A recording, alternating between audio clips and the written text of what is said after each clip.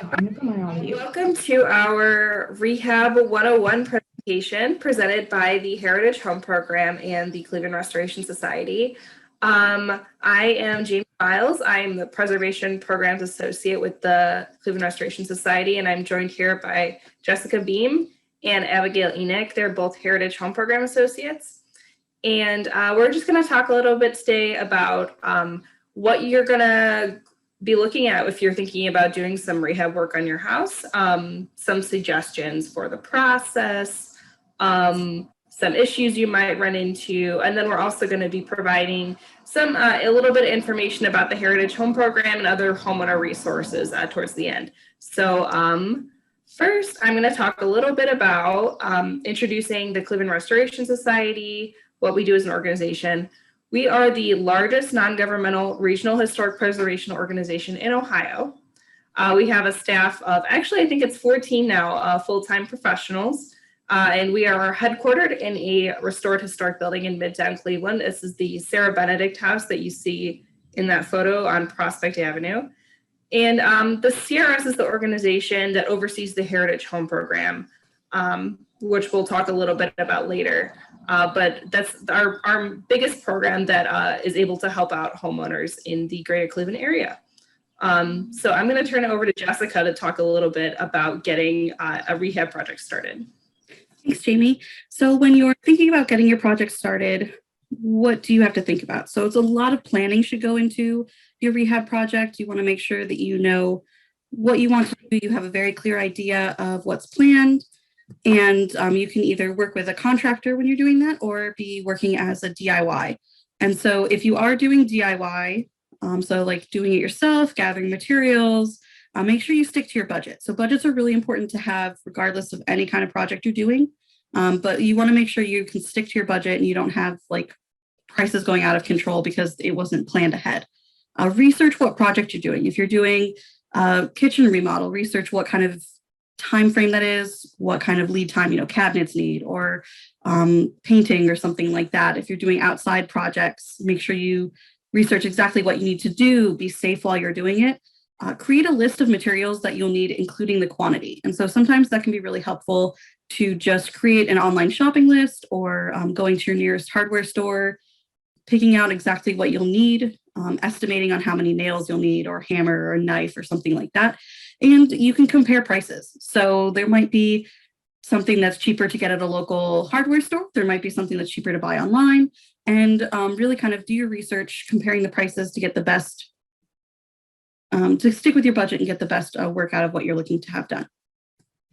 When you are thinking about doing something, we like to think repair, reduce, recycle. So do your homework for repair versus replacement. If you can repair something or the cost for repairing is equal or less than replacing something entirely, maybe think about repairing it. That would help reducing waste, keeping things out of the landfills, and keeping some original tidbits and little parts to your home. When you are thinking about reducing waste, where does it go? So if you are tossing out a window or tossing out steps or something like that, is that just going into a landfill? Is that something that you can use in another way? So don't always assume that you have to replace something if it is possible to repair it or to hire someone to repair it appropriately.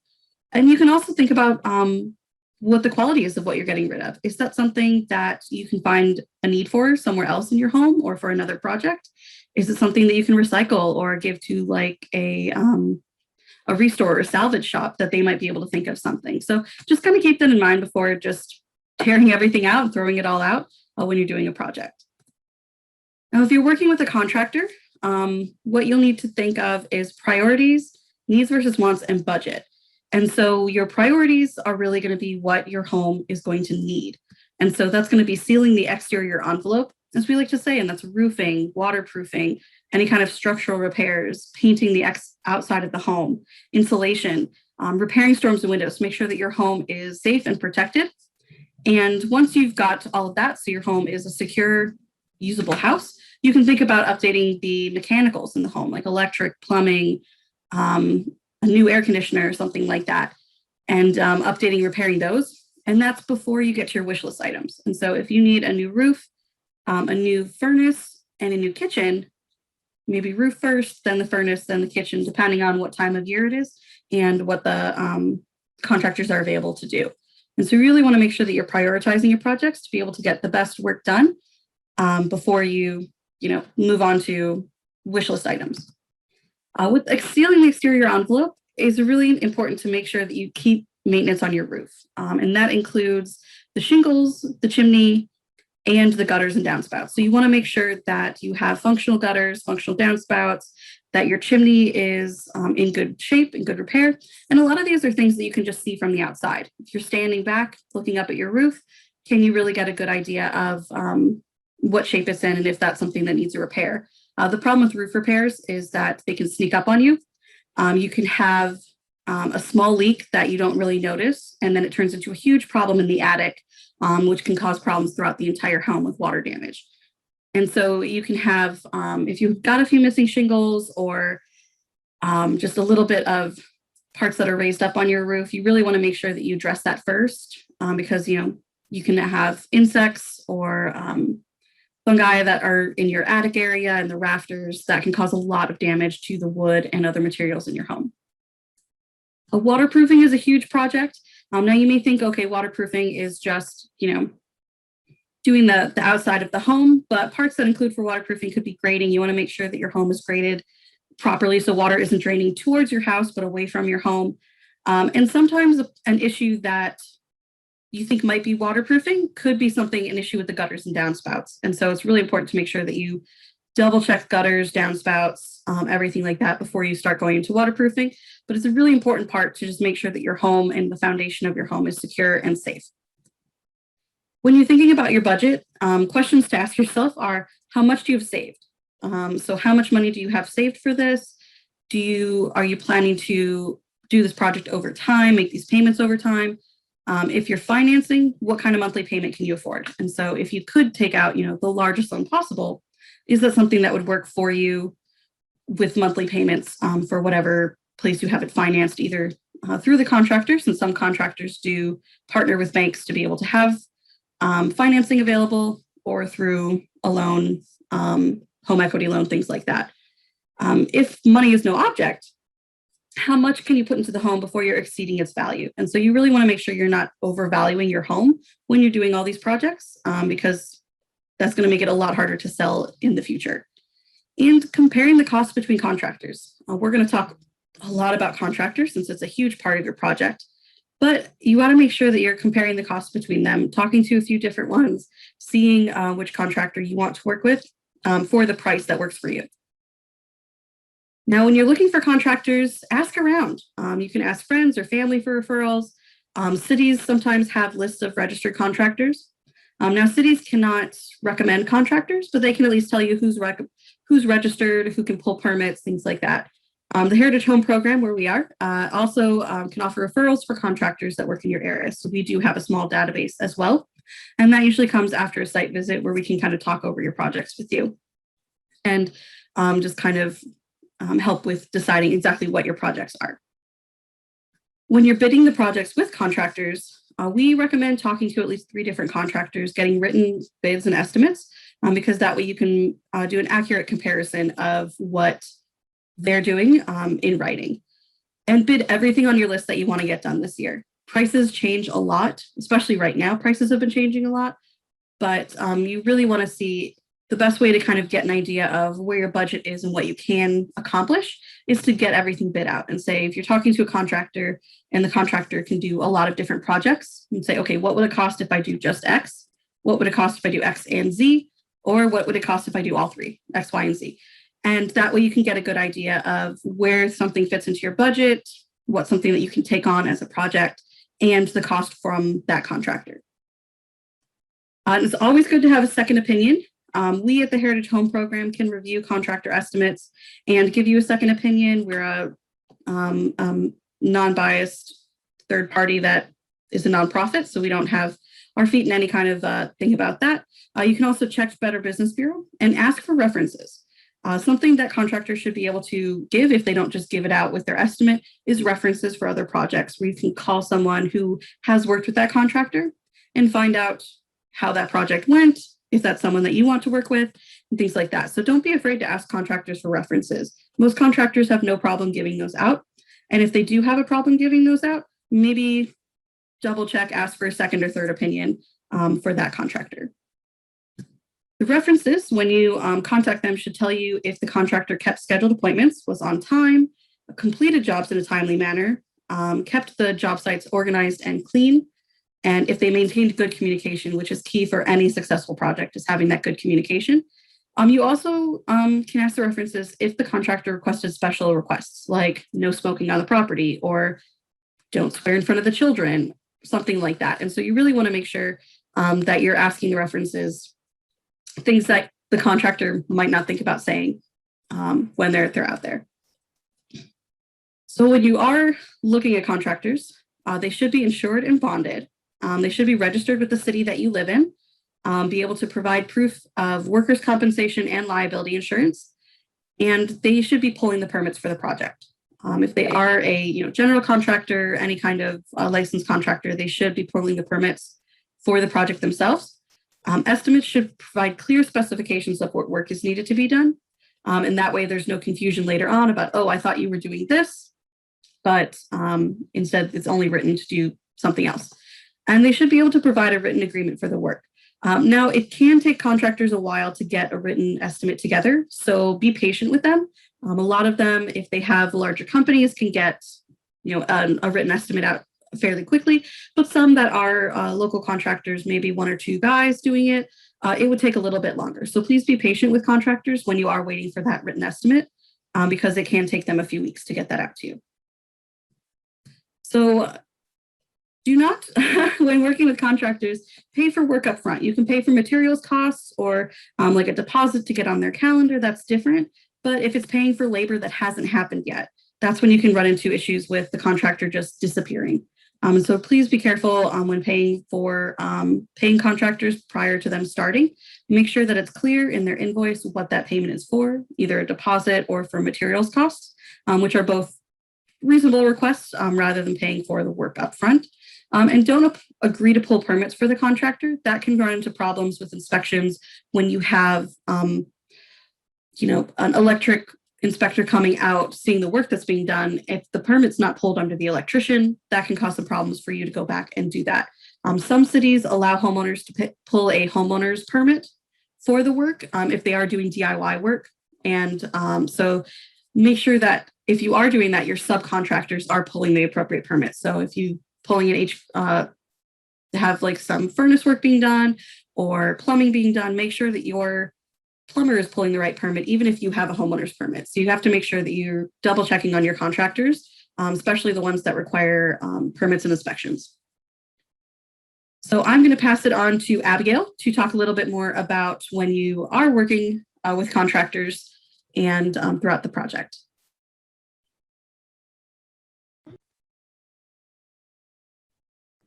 Okay, thanks, Jessica.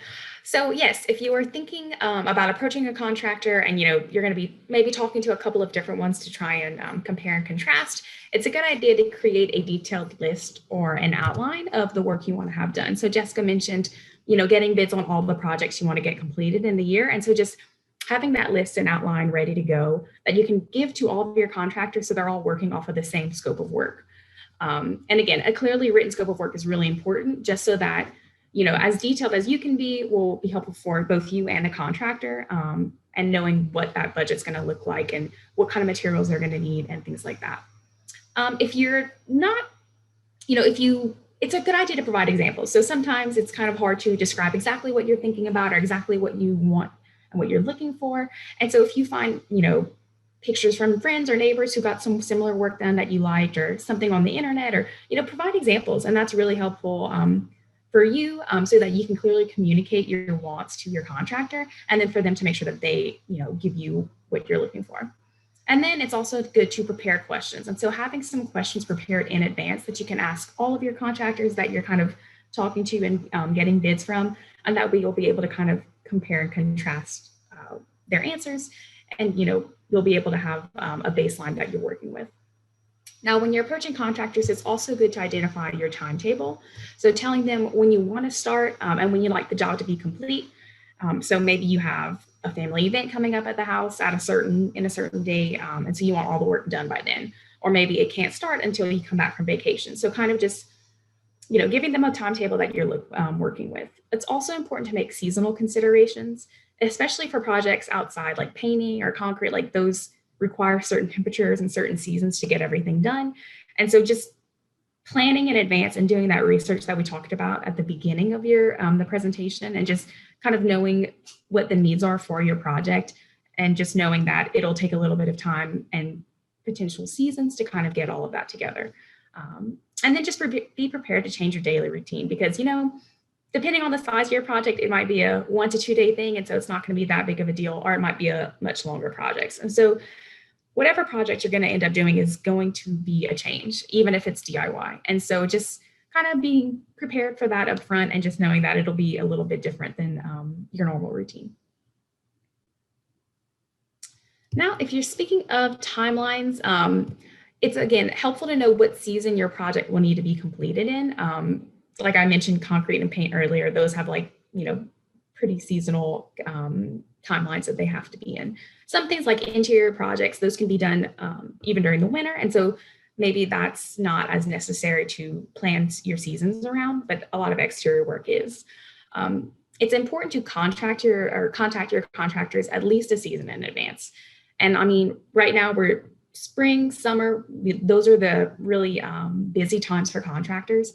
And so if you wanted to have something done in the spring, you would need to contact them maybe the previous winter, previous fall, and make sure you get on their schedule, you get an estimated time, and so that you can have all of that timetable worked out for your projected start date. And so we say you give your contractors a month to create a written estimate. And the most important thing that I can really harp on right now is, whenever you're thinking of timelines, is give yourself more time and give your contractor more time to get their estimate, to give them a call, wait for them to give you a call back. Just give yourself more time than you think you need, because you'll probably need it, especially if you're trying to call them in their busy season. When you're scheduling a start date, it's also good to pick out times to pick out materials with your contractor. So if you're especially like an interior project, or maybe like exterior patios or pavers or something like that, it's really good to pick out a time and kind of get that scheduled in your timeline for getting materials together and picking out what you'd like to work with. All right, if you're building an addition, you'll need even more time. So you have to get drawings together with an architect. You have to possibly get your city review those drawings and approve your architectural review board. And then you have to bid that with contractors. And so that's a much larger project. And so, that'll take a little bit more time to get like an accurate estimate and just to have all that together. And so give yourself more than a season for an addition, because again, you'll need drawings, you'll need it to be reviewed, you'll need, a lot of extra steps in there as well. So now, whenever you're working with your contractor, you're going to end up signing some contractor contracts. And so those contracts should include an itemized description and a cost of the project. So your scope of work, and then kind of what those different items in your scope of work are going to cost. Your contractor's address should be there, an agreement from your contractor to secure permits. Again, we keep harping, just make sure that it's written down in there that they're going to pull their permits. You should have your start and your completion date mentioned in the contract, as well as maybe a payment schedule. So maybe it's a deposit at the beginning and then final payment at the end if it's like a smaller project, or maybe if it's something longer, like have it set up for your draw schedule and the payments. There's going to be material and workmanship warranties and a pre-approval process for change orders. So if there is a change to the scope of work, if there is a change to maybe materials cost or something like that. So just some process in the contract that talks about change orders and how those are handled.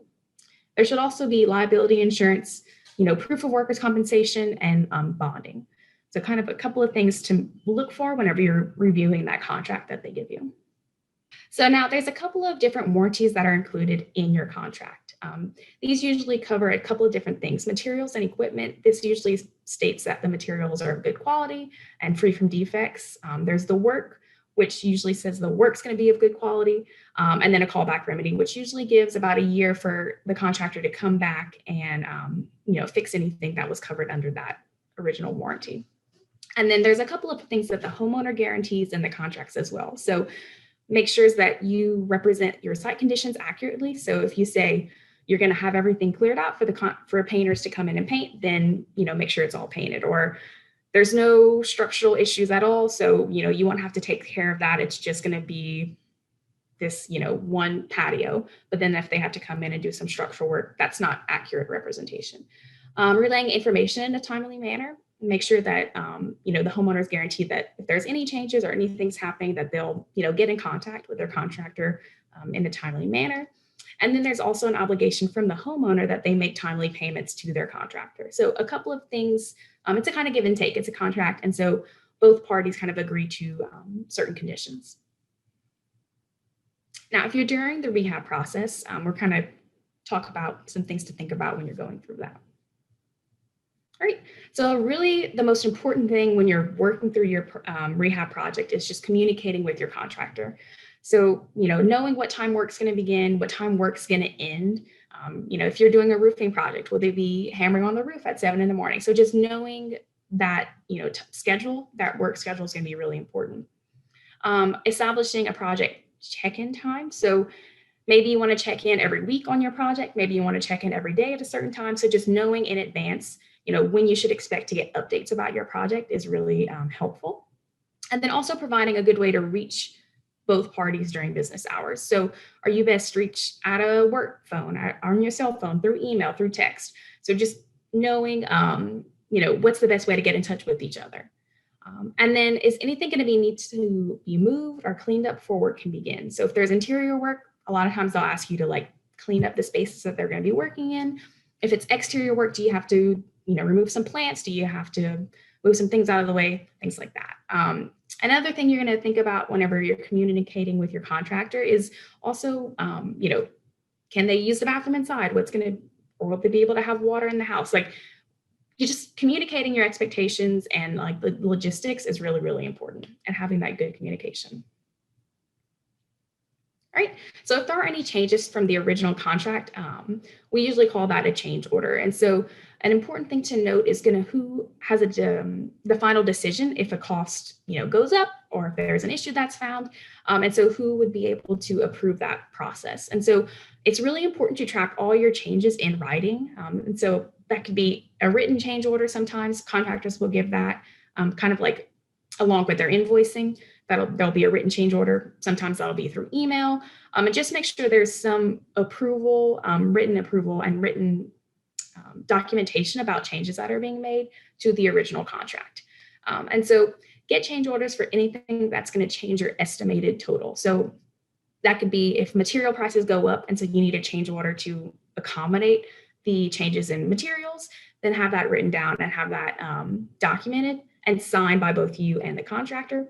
If something happens and your project price goes down, then you can have that written out and say why the original contract price decreased from what you had originally thought it would be. And so it's important to have that, like I said, have that in writing, have that signed by both parties. And then it's really important on the homeowner end to know who has final decision in approving these change orders or not. So sometimes it's just the one homeowner. And so obviously they're probably going to be the one in charge. Sometimes it's a property under an LLC, or maybe there's a couple of different, family members involved if it's a family property.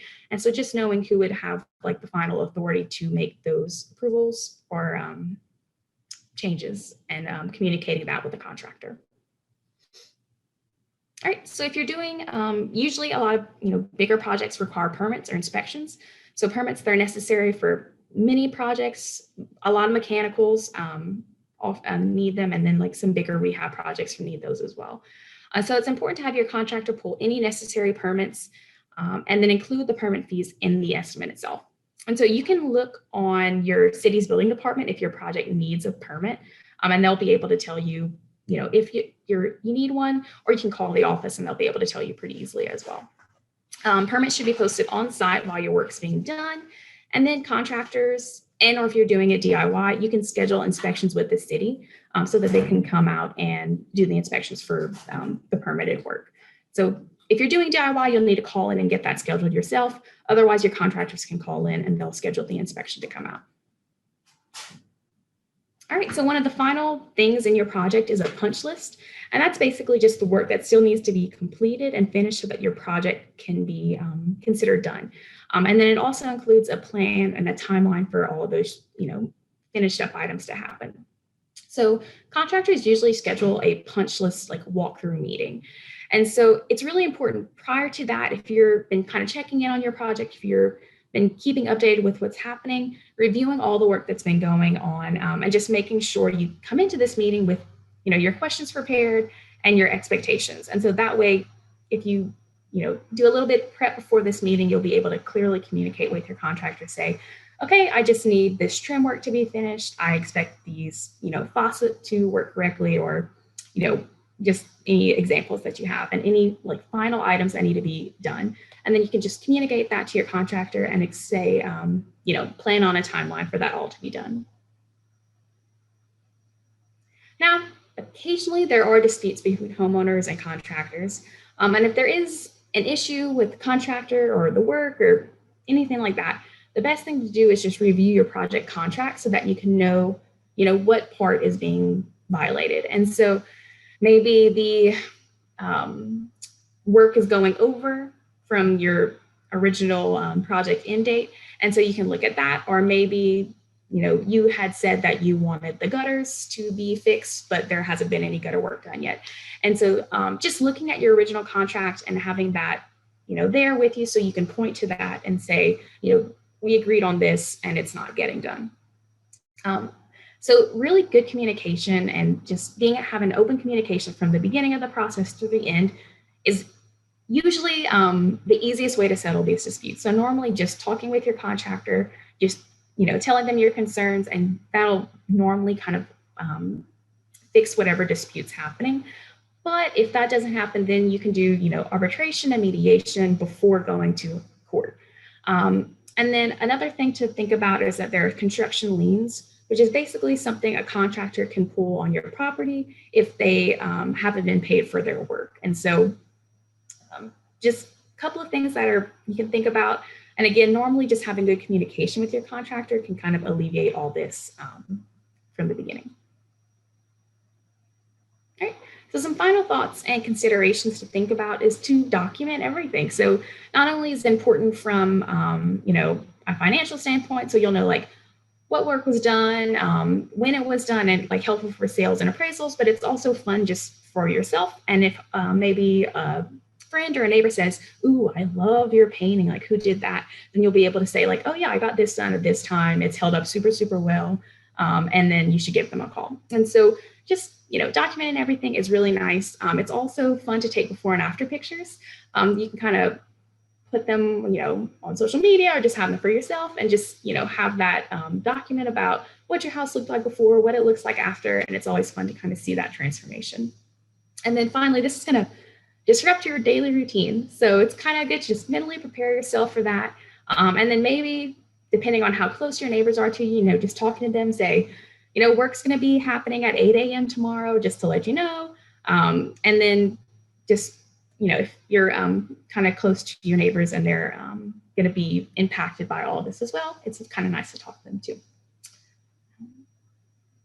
All right, so I'm going to turn this over to Jamie, and she's going to talk about a little bit of assistance that's out there for homeowners who are going through rehab projects and planning those. Yeah, so our program, the Heritage Home Program, is a really awesome form of assistance that's out there.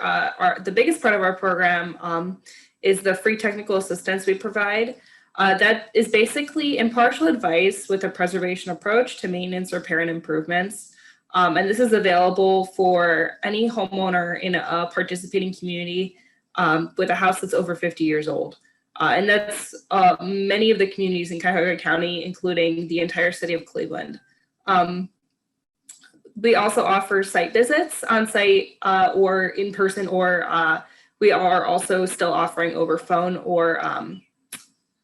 or video call to review any and all issues in the home that you may have, and kind of discuss, maybe that's project prioritization, some problems that you're trying to tackle with your house. You're not really sure where to start.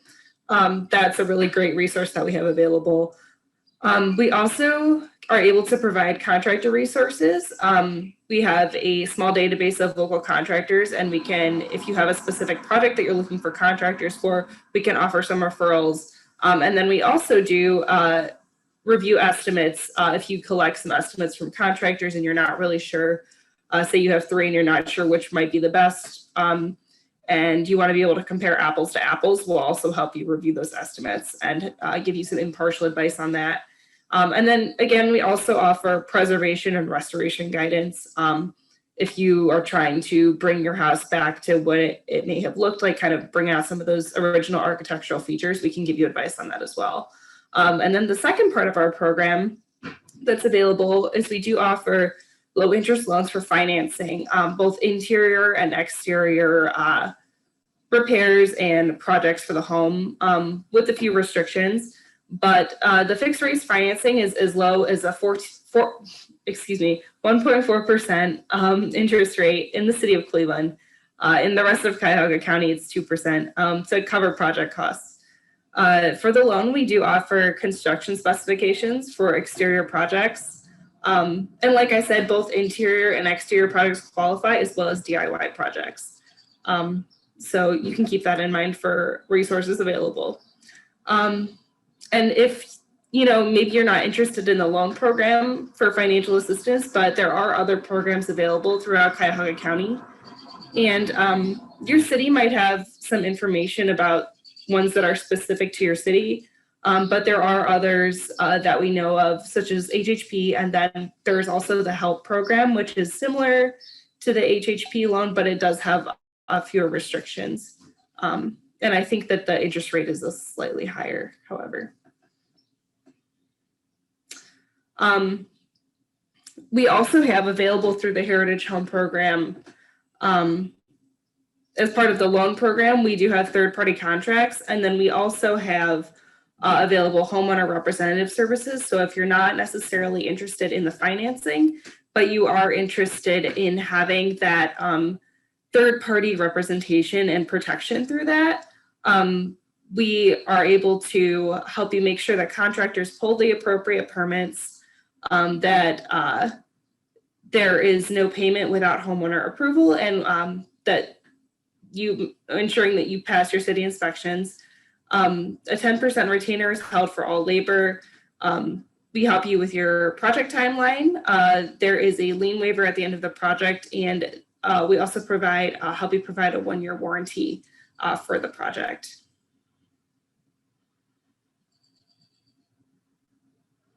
And so I hope you found all that information about the, rehabbing your house, kind of the process. I hope you found that super helpful. Here we have some information for Jessica and Abigail. And we also have, so you can see here, the Heritage Home Program website link. So feel free to visit our website, email Jessica or Abigail if you have any questions. And thank you very much for joining us and watching this presentation. Hope you found it helpful.